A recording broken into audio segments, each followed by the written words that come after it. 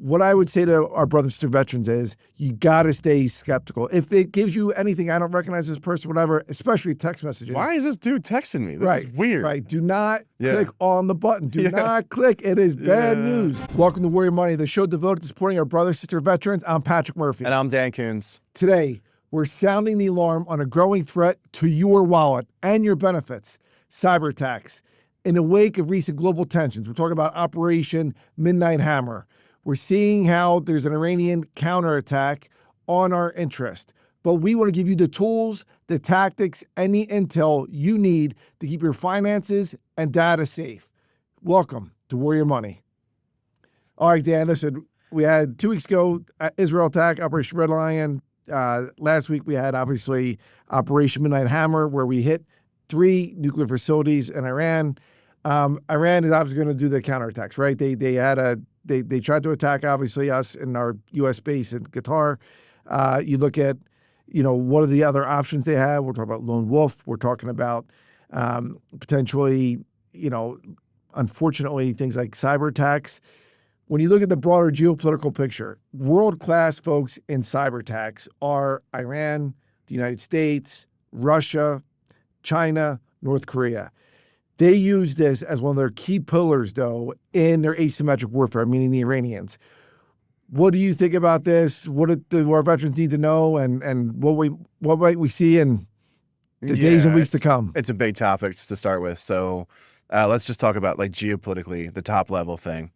There's tension in the Middle East. It's been going on since 1979, at least in this current regime, this current model, right? And over those years, a country like Iran, who fought in 1988 between 500 meters between Iran and Iraq, had to create alternative ways to combat both offensive and defensive operations, right? So one of their pillars is cyber attack. And as internet and as the digital world has increased, they've used cyber threats as a means of leverage for global and national preeminence. They don't have the military capability to extend kinetically much more beyond that. So instead, what they've done is replace that with cyber vulnerabilities and cyber threats. North Korea, China, Iran, Russia, the United States, the 5 major players in the cyber domain. That all makes sense, right? So we do cyber offensive defense operations. President Obama actually authorized a cyber offensive operations into Iran many, many years ago. But my point is, we've been playing these games for quite a while now. This isn't new. It's new within the context of the geopolitical tensions that we're dealing with. Specifically, it's the first time that America has targeted physical facilities in Iran that I'm aware of. And so now it's just how do we manage that chess match between the Iranian threat, the Israeli, and then the United States? And let's do a deep dive into cyber in just a second, right? Let's put a pin on that. The Gulf Hormuz, right? You're talking about...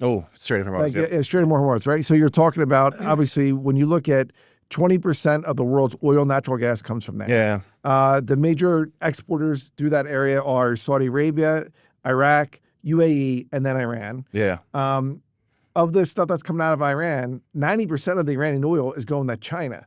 So I don't think China is going to want them to shut down the strait. But Iran has threatened it. How do you see that playing out?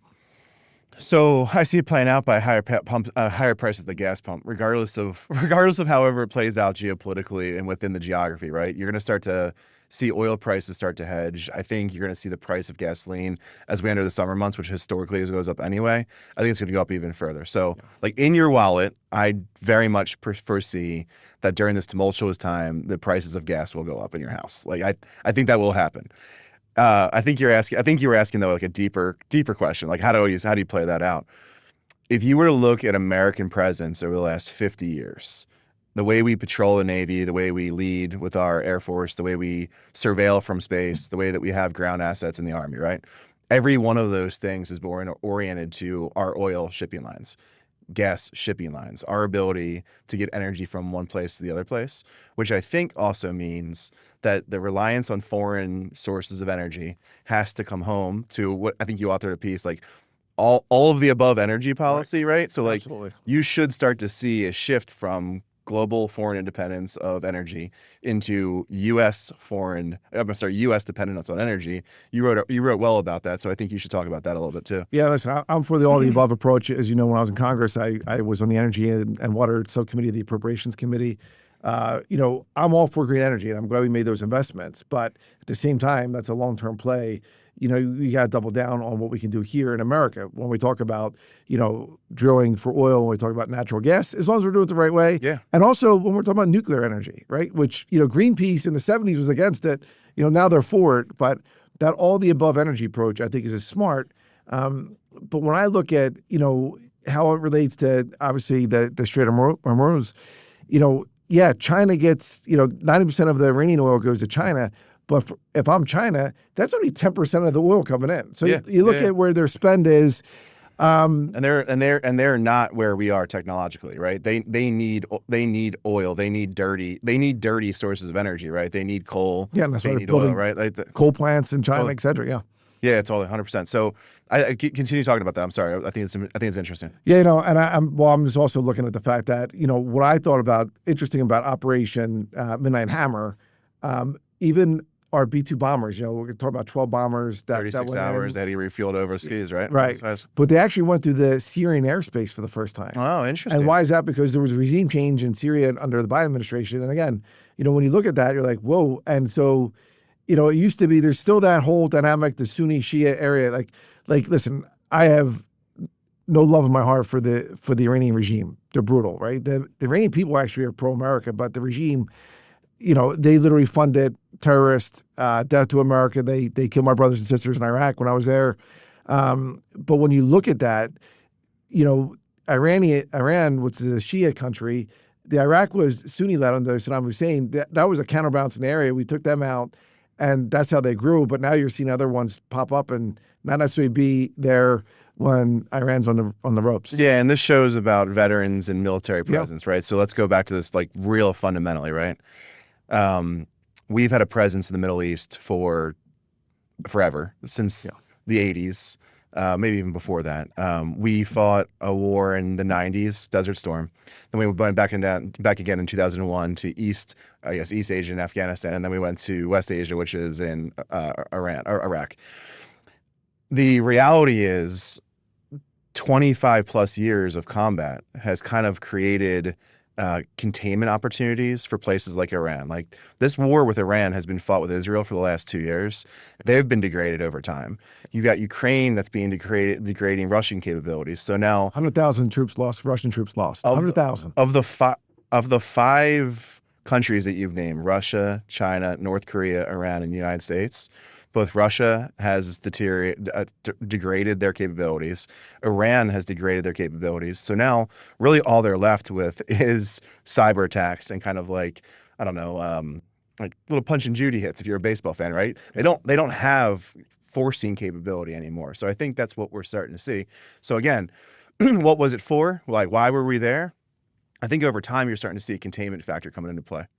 Yeah. And listen, when you talk about the geopolitical part of it, the world seeing, hey, America and her allies stood, we're the reluctant warrior, but we stood with Ukraine. Totally agree with that. Right? And there was a lot of comment. There was a lot of smack talking about President Biden's decision to do that in the veteran community, and I think we both see that it's like that seems like a pretty good decision in my mind. Yeah, so. and then we're sending a message, that we're there for our allies, and in this case it's Israel and Iran. So, but I think going back to the whole, we're the reluctant warrior, but let's focus on the lethal capability that Iran has on cyber and how it's going to relate to veterans. Yeah. Let's talk about, before we go to break, let's talk about the tactics that we might see. Like, how are they going to attack our brothers and sister veterans? How are they going to attack our business institutions? Yeah. How are they going to attack, frankly, our critical infrastructure, which is 85% in the private sector, not the public sector? Yeah, well, so again, I've had the benefit of being in the National Guard, and we know that the National Guard's mission is to support critical infrastructure and public infrastructure. So, right, like Comp 1 active, Comp 2 and the Guards, and Comp 3 reserves, like we're a combined and total force that's able to project power, right? So let's talk about the critical infrastructure component, right? There's 12 areas of critical infrastructure. Every one of those areas of infrastructure relies on some level of technology integration, right?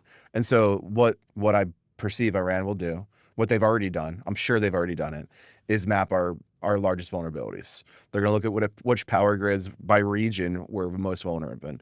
What is our water infrastructure? What is our financial systems infrastructure?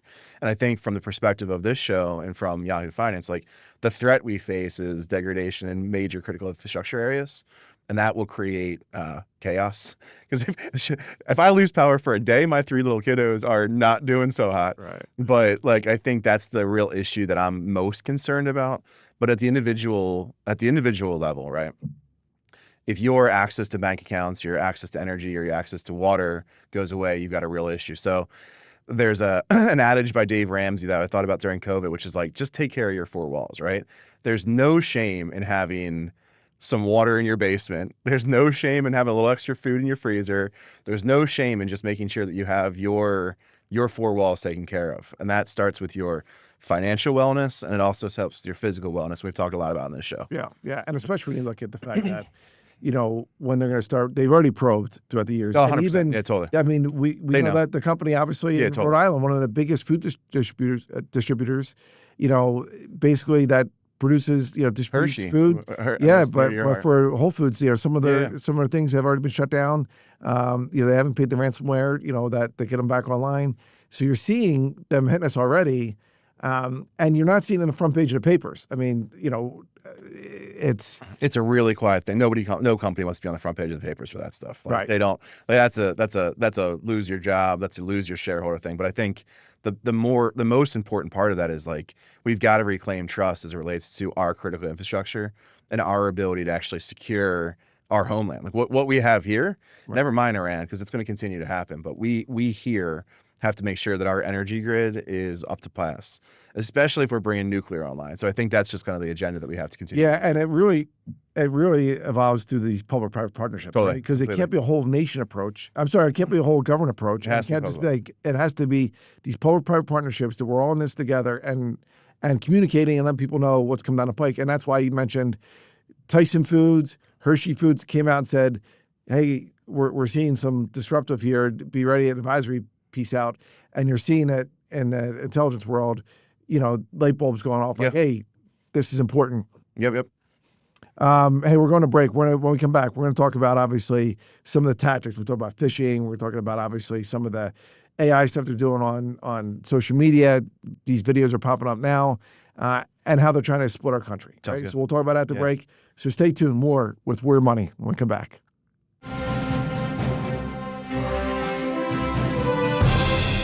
Welcome back. So now let's focus on what matters the most. Simple, effective ways to keep your finances and personal information safe from cyber attacks.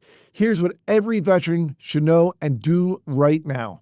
So we talk about cyber hygiene, right? So let's go brass tacks. Let's start 2-factor authentication, right? So tell us what that is and why that's number one so important. Funny, I heard a story yesterday or 2 days ago about some veteran that had been taken advantage of.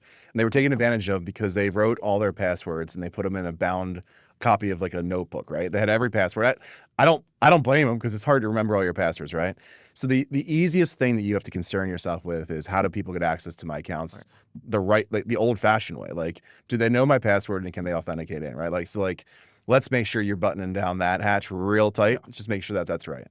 Second thing is strong and unique passwords, by the way. Yeah. Unique. Don't keep them the same one for everyone. Yeah. So, right. So, but you can also take advantage of all the encrypted options for strong passwords and all those other great things that are starting to come out, right? And frankly, we have another veteran-led organization like ID.me or Journey.ai that's doing authentication work for the front end of websites and others in the first place. So there's tools that we can leverage that are going to continue to proliferate. But the second part of it is and this is a military thing, right? So the first one is just make sure they can't come in the house in the first place. The second thing is make sure you know what's in your house. Yeah. So check your accounts. Just make sure that you have some level of alert. Like, if your bank account draws 10 grand and you didn't do it, you should probably alert it immediately if that happens, right? That's the first thing. And I know Bank of America has done a great job with it. Chase has done a great job with it. I get notifications if we're spending food money at Rita's for the 5th time in a day. They're like, "Are you sure this was you?" I get it, but it's like that. Those are the things. It's the awareness and it's the protect your house in the first place.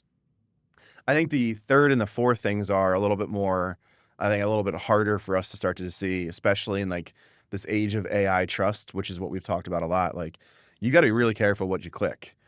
And you got to be really careful what you click in your email, and you got to be really careful about who you trust when they text you. I got a really elegant one yesterday from the Virginia Motor Vehicles to my cell phone trying to text me like, hey, click this link. I'm like, why is the Virginia Motor Vehicles texting me about it? But it looked really good. So I think, especially as we're talking about our older veterans, right?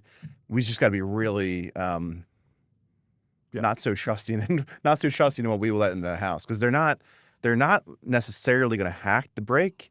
They're going to come in through some less protected or non-protected way in the first place, or even what could be perceived as the right way. Yeah, I mean, one of the greatest data breaches we had was Target a few years ago, Dude, and that through came the in through the HVAC, through these third-party vendors. And so for our viewers, I mean, Dan literally was a cyber warrior for our Army. I was a U.S. Cyberspace Land Commission. That's why we're passionate about this one. But when you talk about the phishing attacks, right? What I would say to our brothers and sisters veterans is you got to stay skeptical. If it gives you anything, I don't recognize this person, whatever, especially text messages. Why is this dude texting me? This is weird. Right. Do not click on the button. Do not click. It is bad news. Yeah. And, listen, if it's the Department of Motor Vehicles, I get the same text messages. That means someone has your data and your cell phone. But also, like, they're going to get their money from you. They're not going to do it via text message or even an email. They're going to send you a form letter in the mail. Yeah. Hey, you own this. And if you get a phone call, also stay skeptical. They're not going to call you. And if you get a call, do not give your personal information out. They want your personal information. They want your phone number. Your date of birth. They want your address. They want who your kids' names are. They want your birthday. They want all that nonsense. And if it's the president, I promise you the president's not texting you right now. Right. So, like, just be very skeptical, because I've seen those things as well. Like, President Biden's asking for this or Trump's asking for this. Like, we got to be really careful about what we come in our phones. Yeah, like, I don't like, people are asking me for money now on my phones for political, for like what I think are right reasons. Like, I don't answer any of them anymore. I just report junk, because I'm like, you guys are coming way too close to me, and I don't need you on my phone every day. I mean, listen, even President Trump's chief of staff, Susie Wiles, she's the chief of staff. They hacked into her Signal account. I didn't know that. And they reach out to people saying, I didn't know that. I got one from Signal, because I use Signal to touch base with the SecDef, et cetera. Right? And I got one. I remember you like, why did you call me? And it was like, can we chat? And I'm like, I was kind of like, President Trump's chief of staff. I think I'm great, but like, I'm like, not that great. She's not like the Patrick Murphy in Bucks County, Pennsylvania. No, I think that's really good advice, though. Like, you just got to make sure that, to your point, like, just button down the hatches. I know you probably have to give the same advice to your parents as I have to give to my parents, which is like, just be really skeptical. Like, and if it happens, let me know. So what do you suggest to do if you do think that something's off? Like, how do you suggest somebody take care of it? Yeah, first off, if anything, I got to tell my parents, go to the Geek Squad. I paid the $174 for the family plan. Point. Yeah, that's and they can go, hey, do we have viruses? Because they also say, hey, call now, I'll fix your virus. And it's like, no. Just go. I got the family covered. Go to Geek Squad. They'll square you away. And again, Best Buy is not a sponsor of We're Money, but like, just it's, to me, it's worth the cost. Number two, we talked about being skeptical. I think number three is you got to tell your loved ones, don't be embarrassed. Veterans, 71% of veterans have been victims of cybercrimes. And when you talk about civilians, about 60% of civilians have been victims of cybercrime. So that's like a 40% increase. If you're a veteran, you are more likely to be a victim. Do not be don't blow it off. Number two, like you said, be vigilant. When you have these actors that want to do us harm, and not just our American families, our American companies, our American infrastructure, you got to be hyper vigilant on not being abused and talking, to your son or daughter, talking to a battle buddy, talking to the Geek Squad. That will help you and set you off to be successful. Yeah, I totally agree with you. I think it's also the natural extension of that is, like, in our community, we're so used to, like, I'm so used to giving personal information to the military folks. Like, I've given my social security number a million times. I've gotten flu shots a million times. My medical records I have to update I'm very used to giving personal information away. Like, it's just what I was conditioned to do because I got used to it and I trusted the system, right?